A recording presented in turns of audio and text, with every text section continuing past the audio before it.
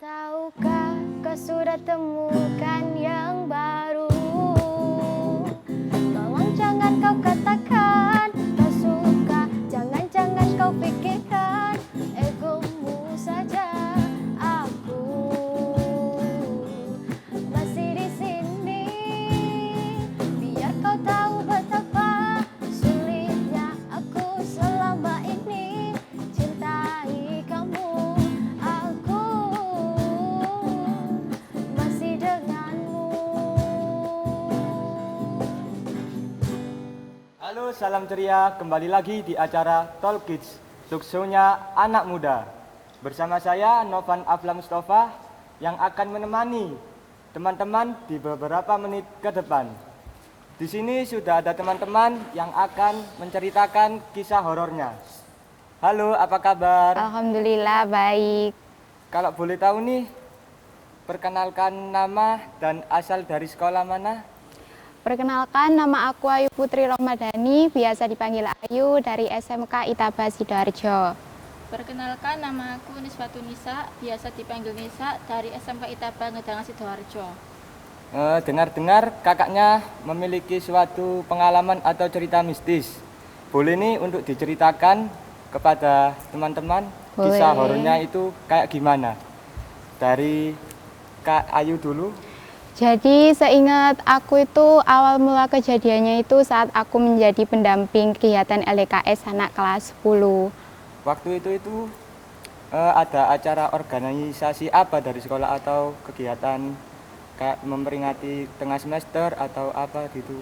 Yaitu kegiatannya langsung dari sekolah dan wajib harus diikuti bagi anak kelas 10. Dan yang kelas 11-nya menjadi pendampingnya.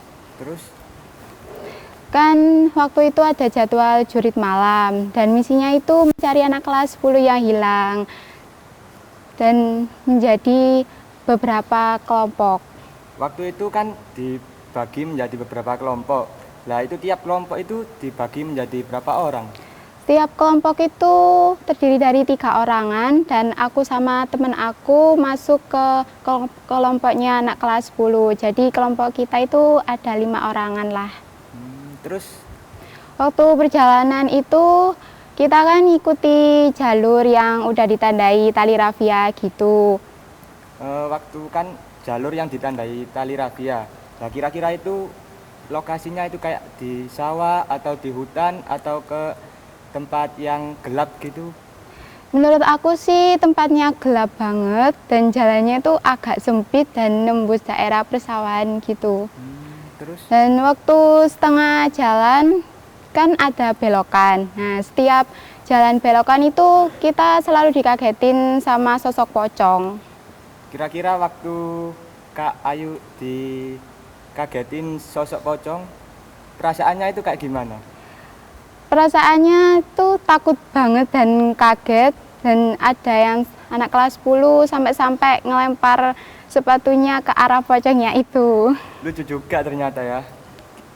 Kisah horornya ada kayak sampai melempar-lempar sepatu ke pocongnya gitu. Terus kalau boleh tahu lanjutannya gimana? Terus selanjutnya itu kita refleks dan kaget ya karena dikagetin sama sosok pocongnya, dan kita terus lari ketakutan. Dan lanjut setelah udah selesai kegiatan jurit malamnya itu kan disuruh ngumpul dulu dan dikasih tahu sama pembimbingnya kalau ternyata anak kelas 10 yang hilang itu ternyata hanya cerita settingan aja.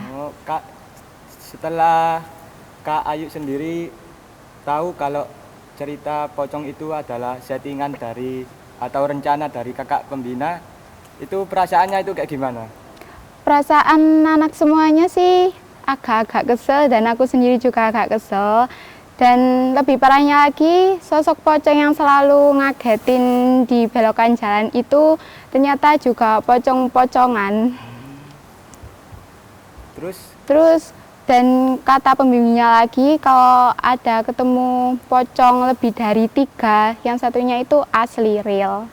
Waktu saat itu kira-kira Kak Ayu itu menemukan beberapa pocong atau ada yang melihat sosok pocong asli atau cuma yang settingan aja itu? Kalau aku sendiri sih nggak dilihatin sama sekali sama pocong yang asli, tapi ada teman aku yang sempat ngelihat sosok pocong yang asli itu.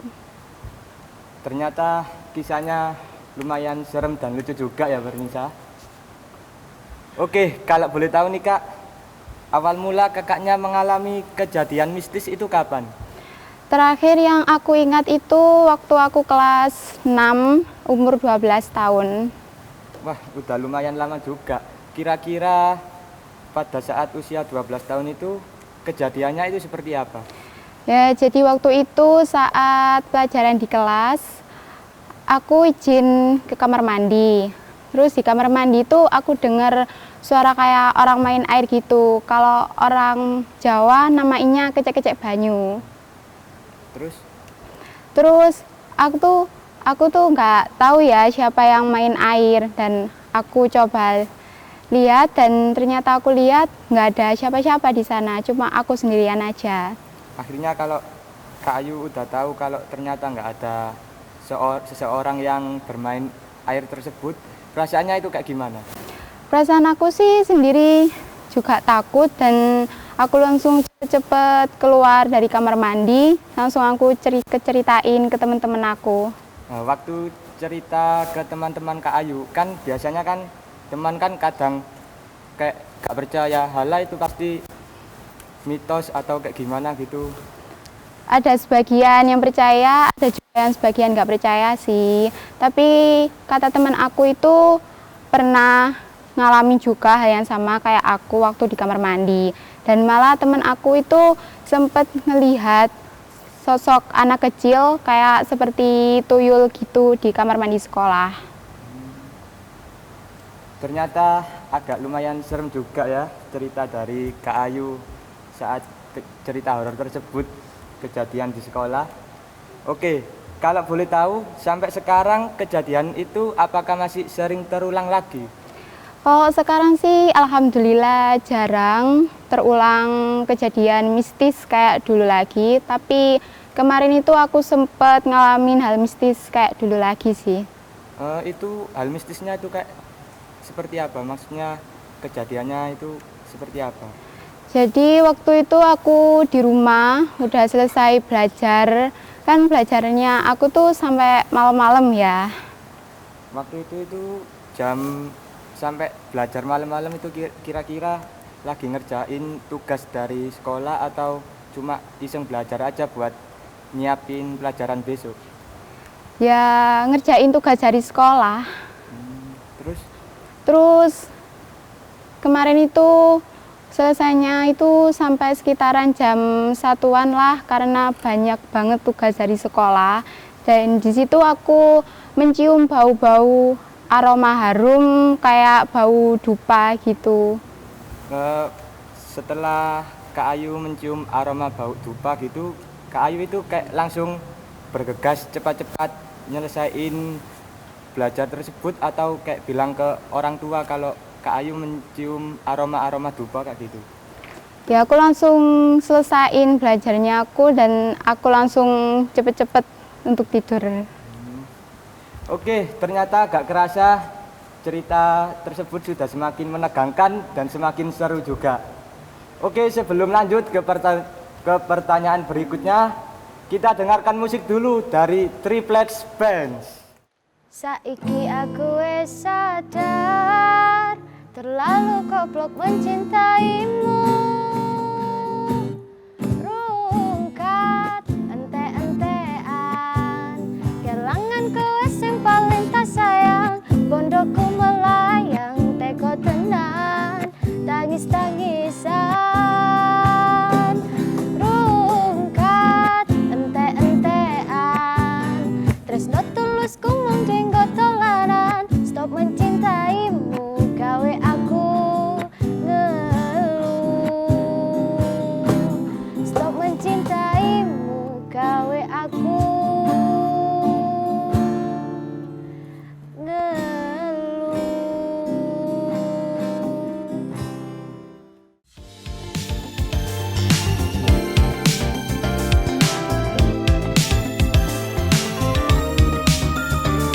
Oke, kembali lagi di acara Talk Kids. Talkshow-nya anak muda. Sebelum lanjut ke pertanyaan berikutnya, kalau dari Kak Nisa sendiri, apakah pernah mengalami hal mistis serupa seperti Kak Ayu? Kalau mengalami sih nggak pernah ya. Tapi kalau dengar dari pengalaman cerita teman aku sih pernah. Kalau dengar dari cerita teman kakak sendiri, apakah kakak itu percaya atau kayak itu hanyalah hal biasa? Percaya gak percaya sih. Terus? Pada awalnya itu temanku kok izin ke base camp pendakian. Iya. Nah, setelah dapat izin itu langsung mendaki gitu loh. Iya. Dan di tengah jalan itu sudah dibikin puter-puter gitu loh. Oh, waktu itu kalau boleh tahu itu lokasi pendakiannya itu di mana? Di daerah Malang. Terus?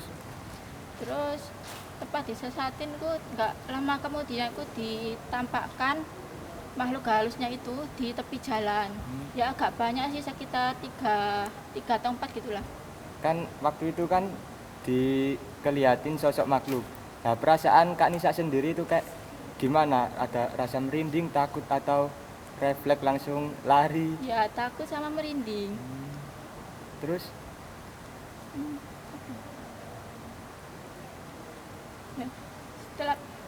Setelah itu melanjutkan perjalanan dan di jam 12 malam tepat itu temanku ngecamp di bawah pohon dan membangun tenda untuk istirahat. Dan tak lama kemudian itu temanku digurai sama makhluk halus itu.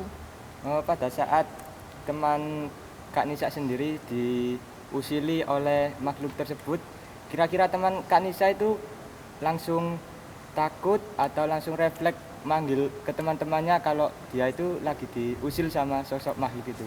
Ya, dibanyak-banyakin baca sholawat sih. Dan dia juga pun tersempat di samping dirinya itu ada pocong, melihat itu dia. Oke, dari semua pengalaman yang pernah dialami, pengalaman yang kira-kira paling membekas itu seperti apa? Dari Kak Nisa dulu. Ya, waktu pendakian itu kan tidurnya di dalam tenda. Dan itu sempat dilihatin sama pocong, dan di jalan itu dilihatin sama kuntilanak. Dan itu sempat jatuh ke jurang gitu loh. Dan untungnya masih selamat. Pada saat itu kan ada teman kakak yang jatuh ke jurang. Nah, itu kan pasti semua teman kan refleks kayak gimana, maksudnya kayak kan kadang nggak kan ada teman, ada pembimbing, terus kalau tahu teman Kak Nisa sendiri jatuh ke jurang itu kan langsung kayak panik, terus gimana? Ya panik ya, harus gimana, masuk ngikut ke mobil ke jurang gitu. Enggak, kan kadang laporan ke Ya, pos. biasanya sinyalnya sulit di situ. Ya. Kalau dari Kak Ayu sendiri, kira-kira pengalaman hal mistis apa yang kakak alami?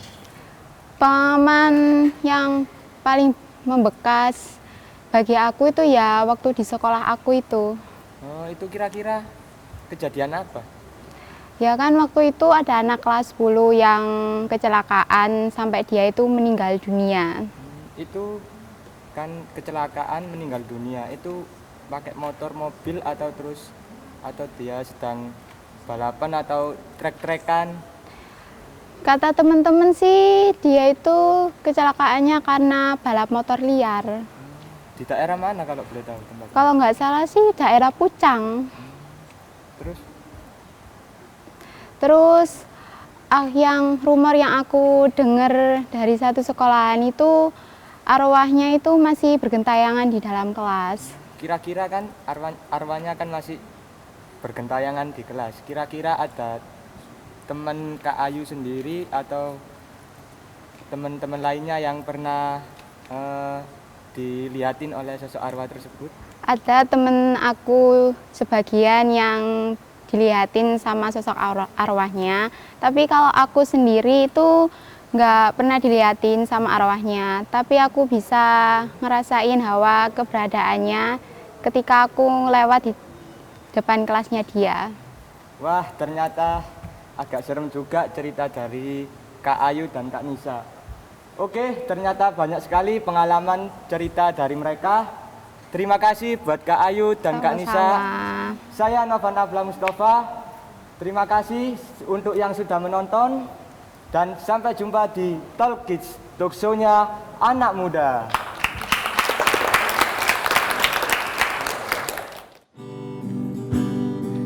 Namun aku akan tetap di sini.